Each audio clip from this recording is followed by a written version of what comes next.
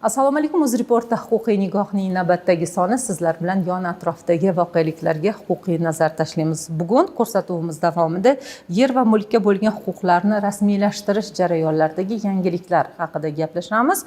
Ekspertlarimiz Akbarali Sayfuddinov, Adliya vazirligi mas'ul xodimi hamda Sanjar Abdurazzoqov, Davlat kadastrlari palatasi bo'lim boshlig'i. O'zboshimchalik bilan egallangan yer uchastkalari va ularda barpo etilgan bino inshootlarga bo'lgan huquqlarni e'tirof etish tartibi yanada soddalashtirildi. Bu boradagi yangi qonun fuqarolar uchun ortiqcha byurokratik to'siqlarni bartaraf etish, murojaatlarni tezroq ko'rib chiqish hamda mulkiy huquqlarni ishonchli himoya qilishga qaratilgan. Qonunchilikka kiritilgan o'zgartirishlarga ko'ra huquqlarni e'tirof etish bo'yicha arizalarni ko'rib chiqish muddati amaldagi 150 kundan 50 kungacha qisqartirildi. Endilikda davlat organlari o'rtasidagi hujjat almashinuvi elektron axborot tizimlari orqali amalga oshiriladi. Bu esa fuqarolardan ortiqcha hujjatlar talab etilishini kamaytirib, jarayonni sezilarli darajada tezlashtiradi. Yangi tartibga muvofiq soliq qarzdorligi baz va hisoblash miqdorining 30 baravardan oshmagan ko'chmas mulk obyektlariga nisbatan ham huquqlarni e'tirof etish imkoniyati yaratildi. Bir martalik to'lovning 50% belgilangan muddatda to'liq to'langanda, qolgan qismi uchun chegirma qo'llaniladi. To'lovni bir yo'la amalga oshirish imkoniyati bo'lmagan fuqarolar esa uni 1 yildan 3 yilgacha bo'lib to'lashlari mumkin. Shuningdek, ortiqcha egallangan yer uchastkalariga bo'lgan huquqlarni e'tirof etish mexanizmi takomillashtirildi. Xalq deputatlari mahalliy kengashlarning qarorlari huquqlarni davlat ro'yxatidan o'tkazish uchun asos sifatida belgilandi. Fuqarolarning vaqt va mablag'ini tejash maqsadida esa nizolarni sudgacha ko'rib chiqish tartibi joriy etildi. Qonun yana bir muhim masalaga ham yechim beradi. Agar yer uchastkasining bir qismi qurilish taqiqlangan hududga to'g'ri kelsa, ushbu qism chiqarib tashlangan holda qolgan maydonga nisbatan huquqlarni e'tirof etish imkoniyati yaratilmoqda. Bundan tashqari 2020-yil 1-yanvardan 2024-yil 1-iyungacha yer uchastkalari uchun oshirilgan stavkada hisoblangan yer soliqlari jismoniy shaxslarga nisbatan qo'llanilmasligi belgilandi. Mutaxassislarning ta'kidlashicha, mazkur o'zgartirishlar fuqarolarning mulkiy huquqlarini ishonchli himoya qilish, yer munosabatlarida shaffoflikni ta'minlash hamda ko'chmas mulkni davlat ro'yxatidan o'tkazish jarayonlarini yanada tezkor va qulay tashkil etishga xizmat qiladi. Akbarali, sizdan so'ramoqchi edik. O'zboshimchalik bilan egallab olingan yer uchastkalariga hamda ularda qurilgan binolar va inshootlarga bo'lgan huquqlarni e'tirof etish to'g'risida aynan kuni kecha qabul qilingan qonunni qabul qilishni qanday zarurati bor edi? Chunki bilamiz, bu masalada qabul qilingan hujjatga hali ko'p vaqt bo'lmadi, lekin qonunchilikka o'zgartirishlar kiritilayotgan ekan. Shunday. Barchamizga ma'lumki, o'sha 2024-yil 8-noyabrdan boshlab o'zboshimchaligi bilan egallangan yer uchastkalari hamda unda qurilgan bino inshootlariga bo'lgan huquqlarni e'tirof etish to'g'risidagi 937-son qonunimiz qabul qilingan edi. Mana oradan 2 yil o'tdi. Qonun ijrosi yuzasidan, demak, kadastr organlari tomonidan 4700 ga yaqin mahallalarda xatlov o'tkazildi, yalpi xatlov o'tkazildi. 1,5 millionga yaqin ko'chmas mulk obyektlari xatlovdan o'tkazilib, shunda qonun tatbiq etiladigan 600 mingga yaqin obyektlar e'tirof axborot tizimiga kiritildi. 600 ming obyekt kiritilgan bo'lsa ham, bugungi kunga qadar o'sha 87 mingga yaqin obyektlarni yer uchastkasiga bo'lgan ijara huquqi, ko'chmas mulkka, bino inshootga bo'lgan mulk huquqi e'tirof etildi. Endi shuni inobatga olgan holda qonunimiz 2028-yil 1-yanvarga qadar amal qilishini hisobga olib, o'sha qonunni ijrosini yanada jadallashtirish maqsadida, jarayonlarni yana ham tezlashtirish maqsadida ushbu qonunni kuni kecha qabul qilindi ushbu qonunimiz. Sanjar aka, sizda qanaqa fikrlar bor? Chunki bilamiz, siz bilan avvalgi ko'rsatuvimizda ham aynan bu masalada gaplashgan edik. Chunki sizlarga masalan amaliyotdagi holat kundek ravshanda. Qonun qanchalik, aynan 2024-yilda qabul qilingan qonun qanchalik ijrosi ta'minlandi? Zarurat borasidagi savolni bejizga bermadim. Aynan o'sha qonunni ijrosini ta'minlash maqsadida, ya'ni amaliyotga tatbiq etilgan paytda qanaqadir kamchiliklar borligi ko'zga ko'rindimi?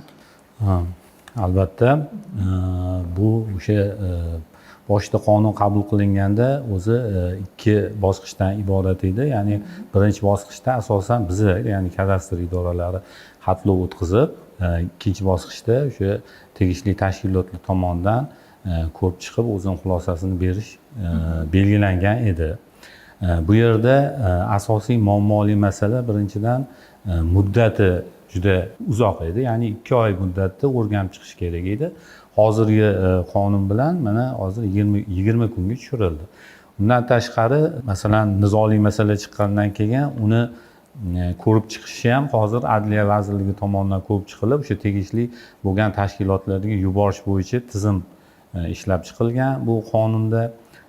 Shu bilan birga mana eng muammoli masala bo'lgan bizda to'lov masalasi, ya'ni soliq to'lashda ham ozgina muammo bo'lgan. Bunda ham mana yangi o'zgartirish qo'shimchalar kiritilganda o'sha ba'zi hisoblash miqdorining 30% dan yuqori bo'lsagina o'sha soliq to'lanadi va keyin davom etadi. Agar ba'zi hisoblash miqdoridan 30 baravar kam bo'lsa, unda u davom ettiriladi. Ya'ni o'sha qonun doirasida ko'rib chiqiladi. Ya'ni to'xtatib qo'yilmaydi. Yana bitta muammoli masala bu ortiqcha egallangan yer masalasi edi. Ya'ni bunda bizda masalan ortiqcha yer egallangan bo'lib, mana o'sha 2018-yilgacha egallangan, lekin bizda o'sha ortiqcha egallangan yeri chegarasi mavjud emas edi. Mana shu 5-moddasiga qo'shimchalar kiritib, ishchi guruhi tashkil qilingan. O'sha ishchi guruhi tomonidan o'zboshimcha egallangan yeri aniq chegaralari belgilangan bo'ldi. Demak, shunaqa o'zgarishlar kiritilishi taklif etilgan. Mana soliq masalasida batafsil ma'lumot berib ketishlaringizni so'ragan bo'lardik, chunki qonunga ko'ra ham aytilyapti, huquqlarni e'tirof etish uchun yer solig'i va mol-mulk solig'i bo'yicha qarzdorliklar mavjud bo'lmasligi kerak edi deyilganda. Aynan mana shu qarzdorliklar bilan bog'liq qanday o'zgarishlar bo'ldi? Boya hamkasbimiz aytganlaridek, o'sha birinchi bosqichda o'sha to'liqroq ochib bersangiz degan. kadastr organlari tomonidan ko'chmas mulk obyekti xatlovdan o'tkazilgandan keyin o'sha tizimga kiritiladi, axborot tizimga kiritiladi. Shu 20 ga yaqin tashkilotlar o'zini xulosalarini beradi tizimda. Shu jumladan qaysidir tashkilot agar xulosa bermasa, ularga keyingi bosqichga o'tmaydi. Shunday. Endi soliq organlari ham, shu jumladan soliq organlari ham o'sha obyektda yer bilan mol mulk solig'idan qarzdorligi mavjud emasligi to'g'risida xulosalar berardi. Bunda oldin 1 so'm yer solig'idan qarzdorlik bo'lsa ham keyingi bosqichga o'tmasdi. Shu tufayli 340 mingga yaqin obyektlar keyingi bosqichga o'tmay qolgan, soliq qarzdorligi mavjudligi sababli. Endi yangi qonunimiz bilan soliq qarzdorligi tushunchasiga aniqlik kiritildi. Ya'ni o'sha boya hamkasbimiz aytganlaridek, soliq qarzdorligi BXM 30 baravargacha bo'ladigan bo'lsa, keyingi bosqichga o'tkaziladi. Soliq qarzdorligi belgilangan tartibda bartaraf etilaveradi.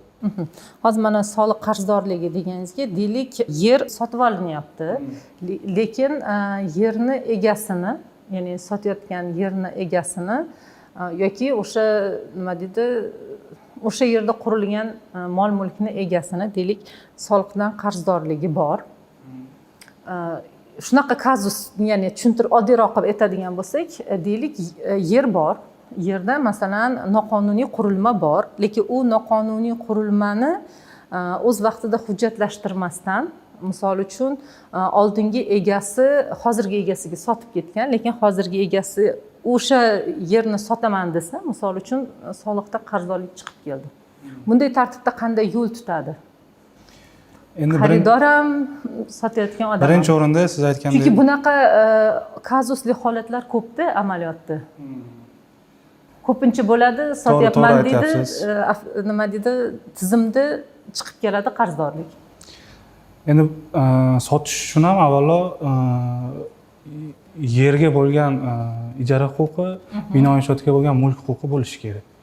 Shu bu qonun bilan belgilangan tartibda shu huquqlar e'tirof etilgandan keyin, soliqlar o'z vaqtida to'langandan keyin siz aytgandek sotsa bo'laveradi. Chunki endi Sanjar aka, menimcha siz tushundingiz, chunki avvallari bo'lar edi, aynan tizim bo'lmagan paytda, qonun qabul qilinmagan paytda aynan mana shunaqa oldi sotdi ishlari amalga oshirilgan. Albatta. Haligacha jabrini tortib kelayotganlar bor.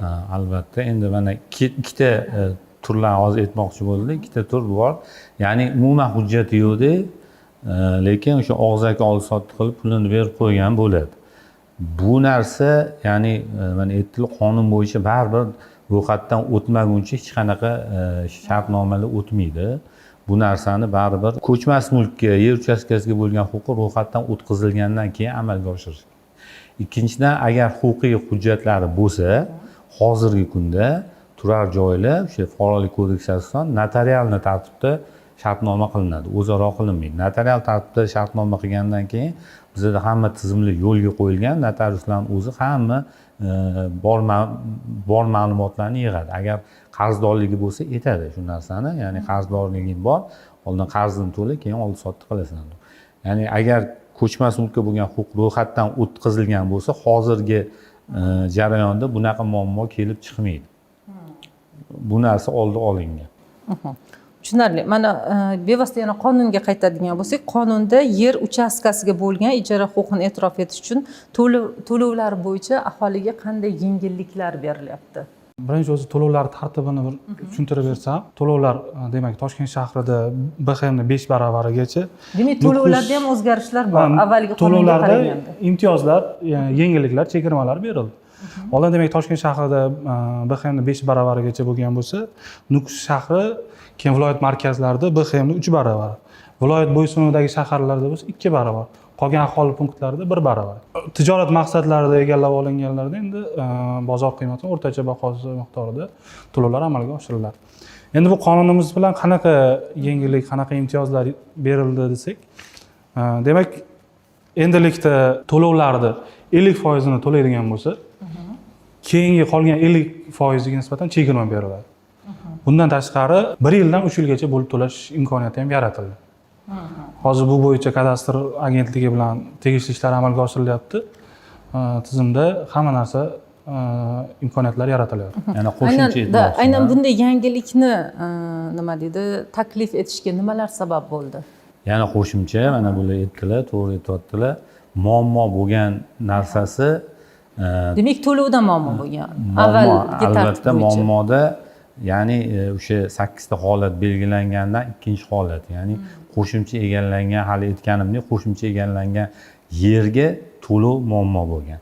Ya'ni turar joy bo'lib, turar joyda ham ortiqcha egallangan bo'lsa, o'sha aytganlaridek noturar joy, o'sha tadbirkorligi mo'ljallangan yerlarga baravarida o'sha auksionda qanaqa bozor qiymati bo'lsa, shunaqa to'laysan deb turiladi. Uni fuqarolarda unaqa nima deydi, mablag' chiqmaydi. Mana bu hozirgi o'zgarish qo'shimchada turar joylarni istisno tariqasida qilindi, ya'ni buni chiqarib tashladi. Agar turar joyi ko'chmas mulk obyektida qo'shimcha o'z boshimcha egallangan yer bo'lsa va bu o'sha qonun doirasida ko'rib chiqib ijobiy hal etiladigan bo'lsa, demak u o'sha aytganlaridek Toshkent shaharida bo'lsa bazaviy miqdorini 5 baravarida to'laydi, qolgan hududlarda o'sha 2 baravar, 3 baravar to'lanadi. Ya'ni bozor qiymatidagi yerni narxi to'lanmaydi, turar joylar bo'lsa. Noturar joylarga o'sha bozor qiymati qoldirildi. Bu ham o'sha fuqarolarga yengillik yaratilgan. Keyin rasmiylashtirish jarayonlari ham soddalashtirilgan ekan. Shu masalaga ham to'xtalib ketsangizlar, avvalgisi bilan farq qanaqa bo'ladi? Avval bitta obyektga nisbatan huquqlarni e'tirof etish uchun tashkilotlar 150 kun mobaynida ko'rib chiqardi. Tashkilotlar emas, endi dastlab aytdik, vakolatli tashkilotlar tomonidan muhokama jarayonida 2 oy muddatda ko'rib chiqiladi obyektlar. Bundan keyin e'lon bosqichiga chiqariladi ko'chmas mulk obyekti. E'lon bosqichida esa 1 oy muddatda ko'rib chiqiladi. Keyin adliya organlariga o'tadi. Adliya organlari tomonidan ham o'sha 2 oy muddatda ko'rib chiqilar edi. Demak, ancha uzoq muddat bo'lgan ekan. 150 kun muddat, mana shu jarayonni o'ziga 150 kun muddat ketadi. Endi yangi qonun bilan muddatlar 3 baravarga qisqartirildi. Demak, vakolatli tashkilotlarda endi 20 kun mobaynida ko'rib chiqiladi. Jamoatchilikka e'lon qilish bosqichida bo'lsa 10 kun muddat demak e'lon qilinadi. Adliya organlari tomonidan 23 kuni mobaynida ko'chmas mulk obyektlari yig'ma jild hujjatlari ko'rib chiqiladi. Endi to'g'ri savollar bo'lishi mumkin. Ulguradimi 20 kunda degan. Oldin savol bergan edim avvalgi ko'rsatuvimda, aynan 150 kun dedingizmi? Shuncha kun ko'p emasmi? Ya'ni ish kuni edi. Shunday. Endi hattoki 20 kun ham ko'p bo'lishi mumkin. Biz 2 yil mobaynida shu qonun bo'yicha vakolatli tashkilotlar bilan birga ishladik. E'tirof elektron axborot tizimida hamma bosqichlar avtomatlashtirildi. Hattoki o'sha xulosa namunalari ham elektron o'sha ijobiy yo salbiyni bosadigan bo'lsa, elektron o'zi shablon chiqadi.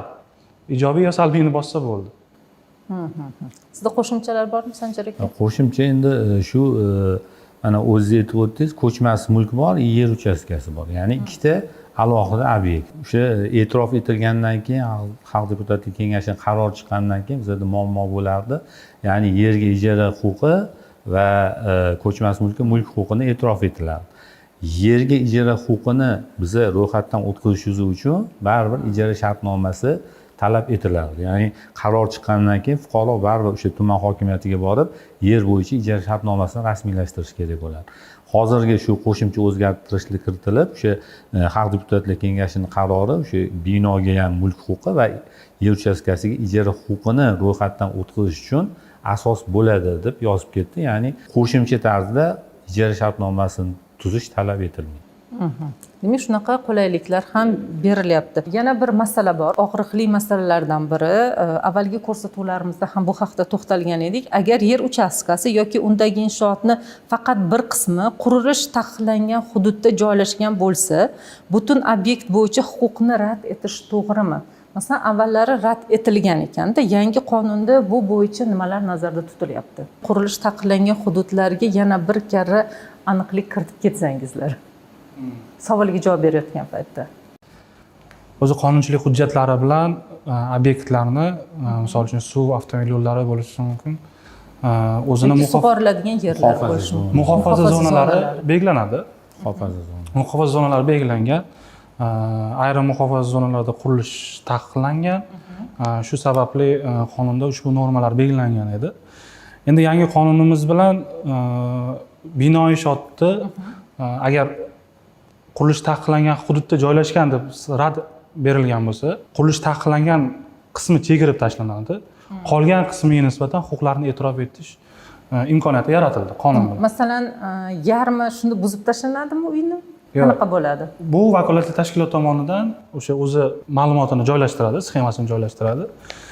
Shunga qarab, qolgan qismiga nisbatan huquqlar e'tirof etilishi mumkin. Endi ushbu o'zgartirish natijasida bugungi kunda demak 7000 dan ortiq obyektlar muhofaza hududida joylashganligi sababli rad etilgan bo'lsa, ularni ham qayta ko'rib chiqish imkoniyati yaratiladi. Demak, fuqarolar bemalol murojaat qilishlari mumkin agar avval rad javobi berilgan bo'lsa. Ya'ni bular aytmoqchi bo'lganlari, masalan, muhofaza zonasida to'liq kirganlari bor, qisman kirganlari bor. Juda qisman kirganlari ham bor. Masalan, u yerda bino qurmagan, lekin devor bilan o'rab, hovlisi bilan o'rab olgan joylar bor. Ularning hammasi oldingi o'sha o'zgartirish kiritishdan oldin ozgina kirgan bo'lsa ham rad etiladi. Hozirgi kunda mana o'sha joylar qisman bo'lsa o'sha vakolatli organlar o'zi o'sha muhofaza zonasini chegarasini belgilab beradi va qolgan joylarga e'tirof etish mumkin bo'ladi. Masalan, deylik, mana kuni kecha bo'ldi, tabiat hodisasi, deylik, favqulodda holat, sel kelish oqibatida ko'rdikki, Navoiyda, yana boshqa hududlarda aynan avvallari suv yo'lida, mana suv yo'liga ham fuqarolar uylarni qurib olgan edi, hech qanday hujjatlarsizda. Endi bunaqa uylar nima bo'ladi? Lekin ko'rdik, suv kelish oqibatida mana shunaqa uylarni ham masalan yuvib ketish holatlari bo'ldi yoki bo'lmasam, masalan, dala maydonlarida ekin ekiladigan, masalan, dala maydonlarida ham o'zlariga masalan hech kimdan so'ramasdan turib ham uy-joy qurib olganlar bor yoki vaqtinchalik nima deydi, yashash uchun uy qilib olganlar ham bor, uy qurib olganlar ham bor edi. Bularga nisbatan qonunda qanday chora-tadbirlar ko'zda tutilyapti? Endi men hozir mana o'zingiz aytib o'tdingiz, muhofaza zonasi o'sha sel kelib olib ketgan, o'zi muhofaza zonasida qurilish qilish mumkin emas, taqiqlangan. Mumkin emas deyiladi, lekin shu fuqaro insonlarning o'zini xavfsizligiga ham himoya qilish uchun belgilangan. Ya'ni bu yerda qurmagin deganni ma'nosi ham o'sha insonlarning o'zini xavfsizligini o'ylab qilingan narsa. O'shanga buni to'g'ri qabul qilish kerak. Endi qishloq xo'jaligiga belgilangan o'sha toifa, qishloq xo'jaligi toifasidagi yer uchastkalarida qurilish bo'yicha qonunda aytilgan, agar o'sha qishloq xo'jaligiga mo'ljallangan yerni ham ikki xil toifasi bor. Ya'ni sug'oriladigan, sug'orilmaydigan bo'lishi mumkin. Sug'orilmaydigan yerlarda qurib olingan bo'lsa, bu qonun doirasida ko'rib chiqiladi va o'sha xalq deputatlik kengashi qabul qilgan qaror u qishloq xo'jaligi yerini toifasini o'zgartirishga asos bo'ladi.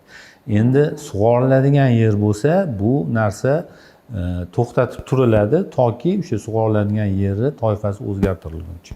Ungacha bu anaqada e'tirof etilmaydi binolarga. Chunki sug'oriladigan yer baribir o'sha hukumat nazoratida bo'ladi.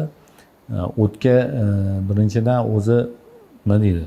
Ruxsat berilmasdan qurilgan, bu yerda o'sha fuqarolar o'sha joyda ishlayman deb sekin-sekin qurib olgan bo'ladi. Endi sug'oriladigan yerda qurilganlar unaqa foizi ko'p emas, lekin qishloq xo'jaligi toifasida yaylov yerlar bo'ladimi? U yerda albatta qurib nima deydi, mahalla bo'lib ketgan joylar ham bor. Ana ular baribir shu qonun doirasida ko'rib chiqiladi va o'sha xalq deputatlik kengashining qarori shu toifasini o'zgartirish uchun asos bo'ladi. Keyin bitta yana qiziq savol bor edi. Toshkent shahrida bo'lgan holat, aynan ko'p qavatli uylarni tom qismiga ham masalan imorat qurib olganlar haqida xabarlarga ko'zimiz tushgan edi-da. Bu qonunning predmeti emas-a u. O'zi qonun bilan qonunning Endi birinchi egallab moddasi o'z boshunchalik bilan egallab olingan yer deyilgandan keyin endi u ham deymanda. endi o'z boshimchaligi bilan egallanib olgan yer deganda hamma o'z boshimchaligi bilan egallangan yerlarga ham huquqlar e'tirof etiladigan emas. Qonunning birinchi moddasida o'sha 8 ta toifa belgilab berilgan, o'sha 8 ta toifa doirasida huquqlar e'tirof etish masalalari ko'rib chiqiladi. O'sha 8 ta toifaga nimalar kiradi? Demak, 2018-yil 1-mayga qadar fuqarolarning yakka tartibda uy-joy qurgan holda o'z boshimchaligi bilan egallangan yer uchastkalari hamda ularda qurilgan bino inshootlar, shuningdek 2018-yil 1-mayga qadar fuqarolar yo tashkilotlar tomonidan hujjatda ko'rsatilgan maydondan ortiqcha egallab olingan yer uchastkalari hamda ularda qurilgan bino inshootlar, shuningdek bir martalik aksiya doirasida ishlar yakuniga yetmay qolgan ko'chmas mulk obyektlari, bundan tashqari demak 2021-yil 8-iyunga qadar tuman shahar hokimlarining qarorlari bilan ajratilgan, lekin o'sha tasdiqlash masalasi qolib ketgan ko'chmas mulk obyektlari, o'sha yer uchastkalari, bundan tashqari bog'dorchilik, uzumchilik shirkatlari hududidagi turar joylar, shuningdek kichik sanoat zonalari hududida 2020-yil 9-martga qadar egallab olingan yer uchastkalari hamda ularda qurilgan bino inshootlar. Demak, davlat orderi bilan xususiylashtirilgan, lekin o'sha xususiylashtirilgan binolar, uylar egallangan yer uchastkasi. Shuningdek, o'sha hokim qarori bilan mulk huquqi e'tirof etilgan, lekin yerga bo'lgan huquq bo'lmagan yer uchastkalariga nisbatan Demak, bu qonun tatbiq etiladi. tatbiq etiladi. Tushunarli. Keyin qonunda yana bir masala bor edi. Fuqarolarning murojaatlarini ko'rib chiqish bilan bog'liq masalalar. Sudgacha fuqarolarning murojaatlarini ko'rib chiqish ishlari qanday tartibga solinyapti? Yangi qonunimiz bilan demak fuqaroning murojaatlarini sudgacha ko'rib chiqish amaliyoti joriy etildi. Endi agar quyi tur vakolatli tashkilot xulosasi noto'g'ri bo'ladigan bo'lsa, eng yuqori turuvchi tashkilot tomonidan o'sha xulosasini rad etish mumkin bo'ladi, shu quyi turuvchi tashkilotini. Xuddi shuningdek, adliya organlarini adliya vazirligi tomonidan demak xulosalari bekor qilinishi mumkin. Endi fuqarolar sudga borib, sud orqali xulosalari bekor qilishi yo ortiqcha vaqt sarflash shart emas. Demak, shunaqa yengillik berilyapti. Avval qanaqa edi? Avval nima deydi, faqat sudga berilardi. Sud orqali bu tizim joriy etilmagan edi. Ya'ni mana aytyaptilar, yuqori turuvchi tashkilot o'zi ko'rib chiqib, o'sha xulosasi to'g'ri, to'g'ri emasligi to'g'risida qaror qabul qiladi. Agar noto'g'ri bo'lsa, qaytadan ko'rib chiqish imkoniyati ham yaratildi tizimda. Boshqatdan ko'rib chiqib, o'shani ijobiy qilib hal qilib berishi mumkin. Ya'ni agar to'g'ri aytdilar, ya'ni e'tirozlar bo'lsa, baribir faqat sud orqali hal qilinardi. Qonun bo'yicha. Tushunarli. Mana bir necha marotaba kengash deb aytib o'tdingiz. O'sha tegishli kengashlar tomonidan qabul qilingan qarorlar huquqlarni davlat ro'yxatidan o'tkazish uchun asos deb belgilanayotgan ekan. Aynan bu tartib fuqarolarga qanday yengilliklarni beradi? Endi o'zi boshida aytib o'tdik, kengash qarorlari bilan huquqlar e'tirof etiladi. endi yer uchastkasiga bo'lgan huquqlar davlat ro'yxatidan o'tkazish uchun kengash qarori bilan keyin hokimiyatlar bilan ijara shartnomasi tuzilishi talab etilardi. Ijara shartnomasi tuzilgandan keyingina o'sha kadastr organlari tomonidan davlat ro'yxatidan o'tkazilgan. Endi nisbatan byurokratiya kamaygan deysizda. shunday, Shunday desak bo'ladi. Ikkita hujjat o'sha aytganimdek, o'sha ikkita obyektga bitta huquq belgilovchi hujjat asos bo'ladi ro'yxatdan o'tkazish uchun. qonun qabul qilinganiga qadar o'sha marhumlar bilan bog'liq muammo bor edi. Ya'ni o'sha marhumning nomiga huquqlar e'tirof etilganda u bilan ijara shartnomasi tuzib bo'lmasdi. Endi kengash qarori davlat ro'yxatidan o'tkazilib, belgilangan tartibda meros ishlari hal qilinishi mumkin. Demak, amaliyotda ko'pgina muammolar shu uy yoki o'sha yerlar marhumlarning nomida bo'lganligida bo'lgan ekan. Sababli shu joyga ham o'zgartirish kiritildi. Muammo bo'lgan, ya'ni Shu keysni ko'proq ochib bering siz. O'sha masalan, marhumlar bilan bog'liq masala. Chunki bizda marhumlar rosa bilan ko'pdi.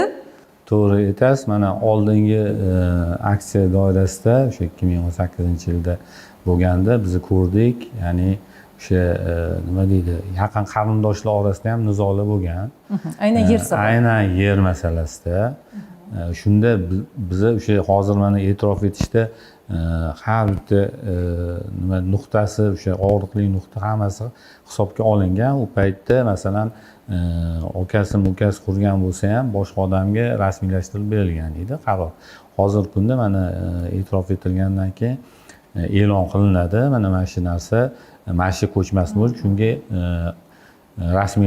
rasmiylashtirilyapti deb. Keyin bunda ijara shartnoma masalasini rasmiylashtirishda ham yaqin qarindoshlari imzo qo'yishi mumkin.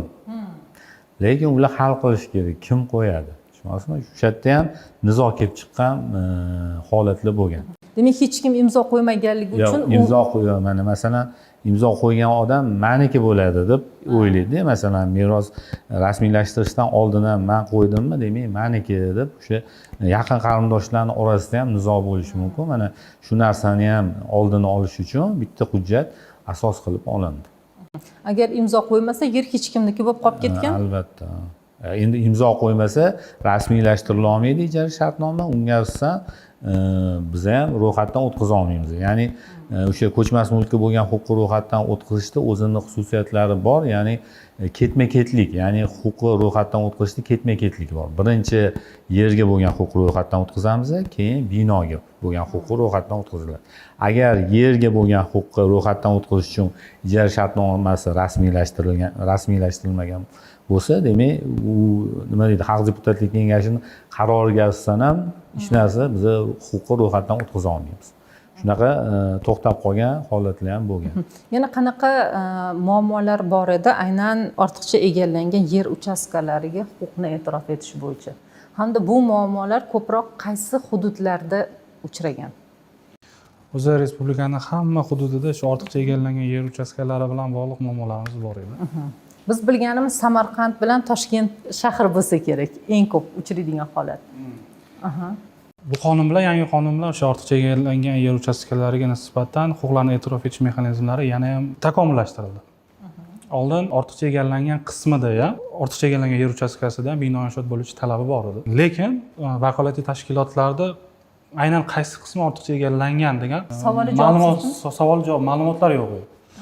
Endi shu sababli ham bu qonun bilan ortiqcha egallangan bilan qonuniy maydonda o'zida umumiy chegarasida bino inshoot bo'ladigan bo'lsa, belgilangan tartibda huquqlarni e'tirof etish mumkin. Shunaqa talab kiritildi. Shunaqa yangiliklar Ya'ni bo'ldi. mana o'sha muammo bo'lgani o'sha devor bilan o'rab olingan. Masalan, o'sha qaysidir hududda 12 sotka e'tirof etilishi belgilangan bo'lsa, u 6 sotkasini qurib bitqazib, kadastr pasportini qilib, registratsiya o'sha ro'yxatdan o'tkazib kelgan va qo'shimcha ortiqcha o'zboshimcha egallangan yeri bo'lgan bo'lishi mumkin. Uni e'tirof etish uchun bizda o'sha yerda binoing bo'lishi kerak deb ham rad berilgan, to'xtatib qo'yilgan holatlar bo'lgan. Hozirgi kunda o'sha bular aytganlaridek devor bilan o'ralgan bo'lib, lekin ortiqcha egallangan yerda binosi bo'lmasa ham shu qonun doirasida ko'rib chiqilib, huquqlar e'tirof etilishi mumkin. Avval ko'rsatuvimizda ham shunga o'xshash savol berilgan edi. O'shanda biz yo'q degan edik. Yo'q degan edik. Bizda o'zbeklarga xos bo'lgan, millatimizga xos bo'lgan odatlardan biri shu yer bo'sh yotmasin, fundamentini qurib qo'ysam, shu O'rab yer men qo'ysam, o'rab qo'ysam meniki deb hisoblanadi degan savolni bergan edik. Qo'shimcha qiladigan bo'lsak, shu o'zgartirish natijasida demak 200-3 mingga yaqin ko'chmas mulk obyektlari endilikda yurib ketadi.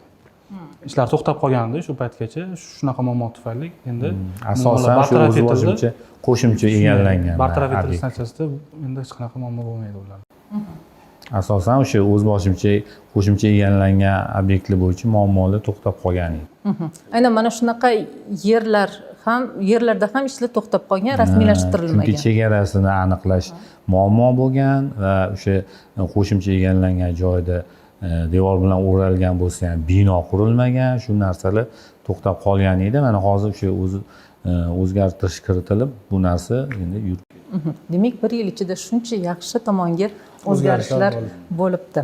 Endi bevosita botga kelib tushgan savollarni ham o'qib eshittirsam, mavzuni e'lon qilganimizda shunday savollar kelgan edi. Hattoki ijtimoiy tarmoqlarda ham shunga o'xshash savollarga ko'zimiz tushdi.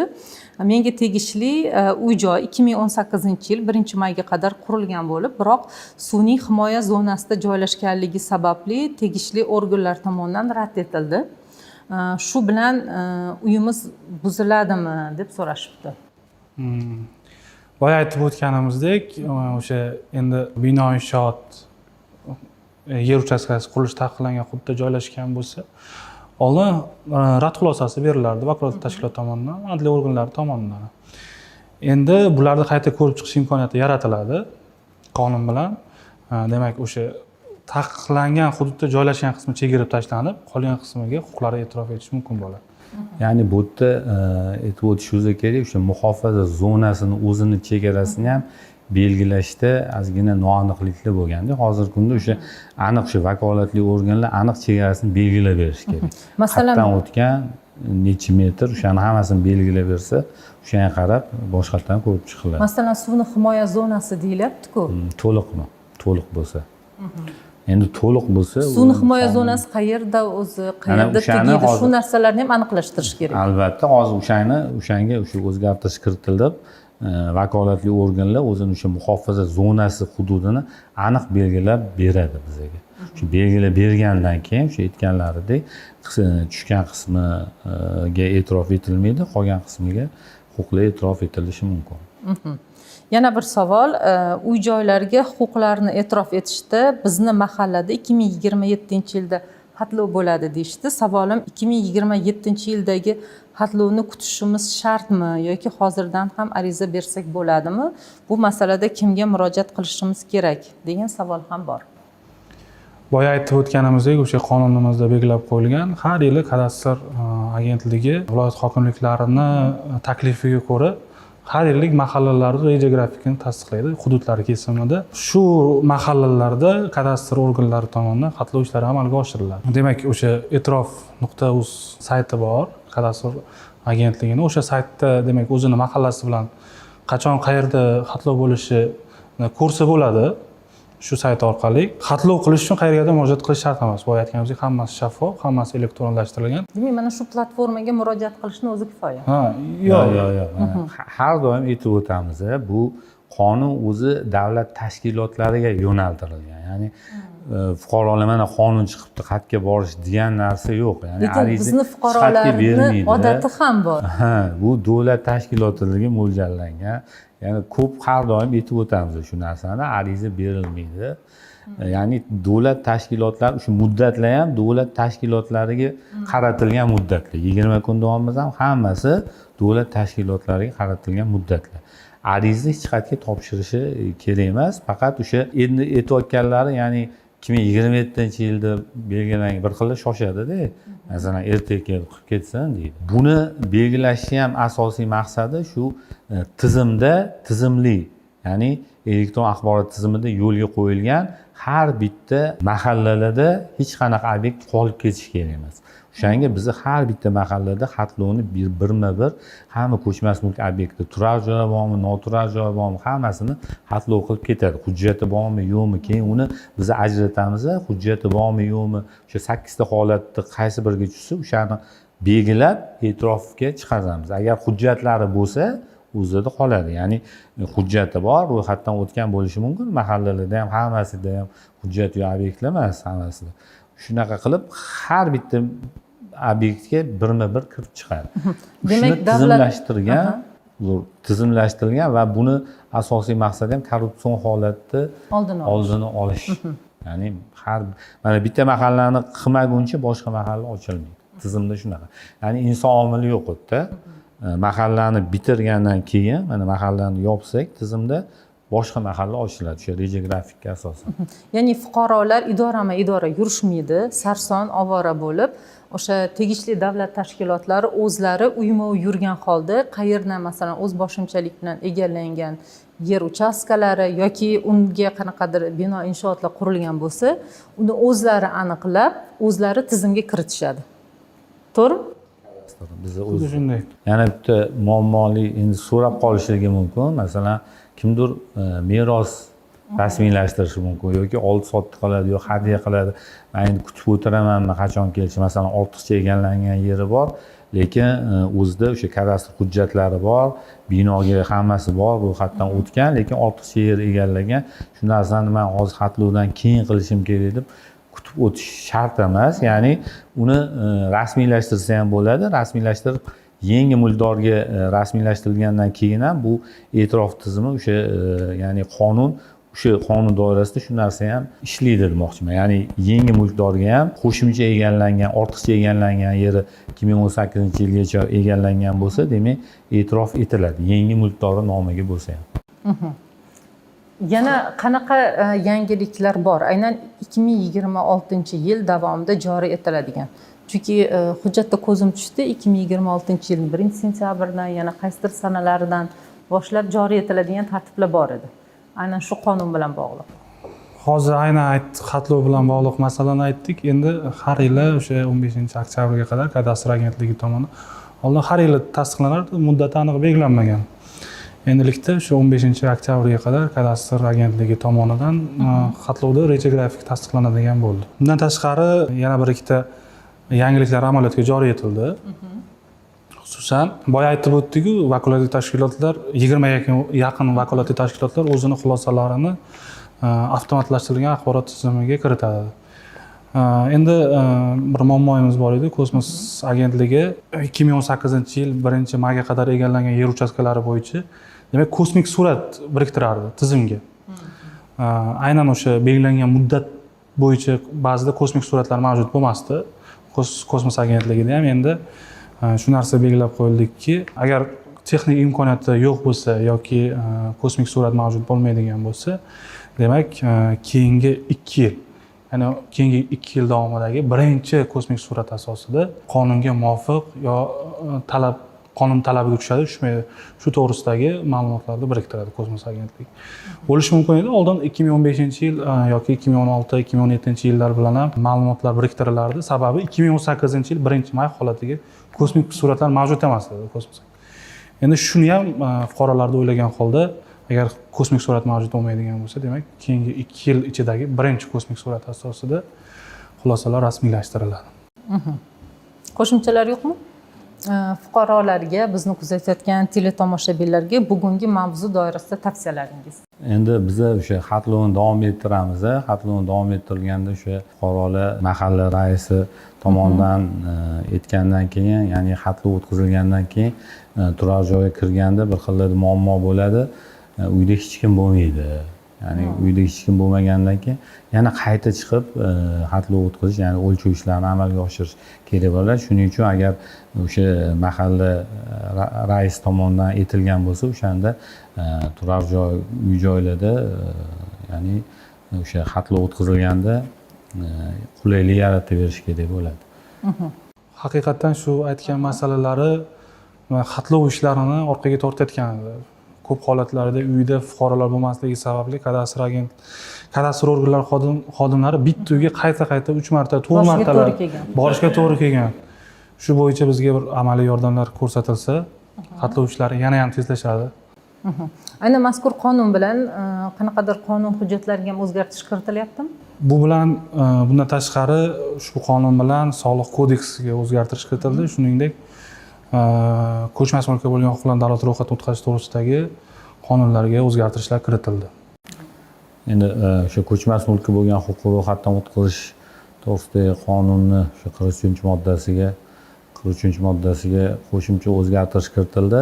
Ko'chmas mulkka bo'lgan huquqni ro'yxatdan o'tkazish muddati belgilandi. Ya'ni muddati 2 ish kuni edi, hozirgi kunda 10 kun qilindi. Sababi 2 ish kunida o'sha ro'yxatdan o'tkazuvchi huquqiy hujjatni aniq yaxshi tahlil qilib o'rganib bera olmaslik, ya'ni shoshma-shosharlik qilib unda xatolikka yo'l qo'yiladi, qo'pol xatoliklarga yo'l qo'yiladi. Shuni oldini olish maqsadida o'sha ko'rib chiqib, tahlil qilib, ko'chmas mulkka bo'lgan huquqni ro'yxatdan o'tkazish 10 kun qilib belgilandi.